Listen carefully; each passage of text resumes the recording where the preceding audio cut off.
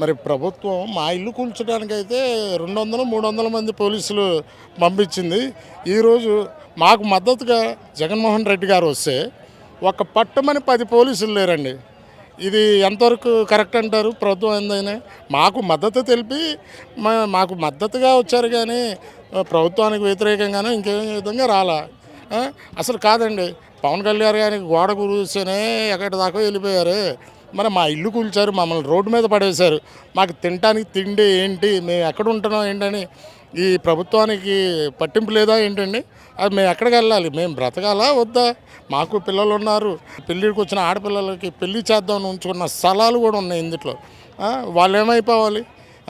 ఇన్ని సంవత్సరాలు 2001లో రిజిస్ట్రేషన్ అయితే ఇన్ని సంవత్సరాలు వీళ్ళు రిజిస్ట్రేషన్ ఎందుకు ఆపలా?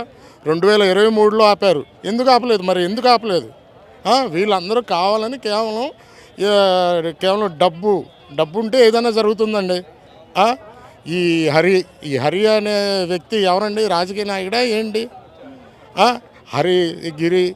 గిరి అనే వ్యక్తి మా ఇల్లు దగ్గరకు వచ్చి ఇక్కడ ఒక లాయర్ అండి, లాయర్ ఇంట్లోకి వచ్చి దగ్గరకు వచ్చి అసలు ఆ లేడీ పోలీసులు లేరు, లేడీస్ని అయితే ఇంట్లో నుండి అలానే పెట్టుకొని లాక్కొని బయటకు వచ్చారు. అసలు మేమేమైపోవాలి ఈరోజు? మేము అందుకనే ఆల్రెడీ మేము సీఎం గారి దగ్గరికి వెళ్ళాం, సీఎం గారి ఇంటికి వెళ్ళాము, టీడీపీ ఆఫీస్కి వెళ్ళాము, అలాగనే మన అసెంబ్లీ దగ్గరికి వెళ్ళాము. కానీ ఒక్కసారి కూడా మాకు ఏమీ రెస్పాన్స్ లేదు.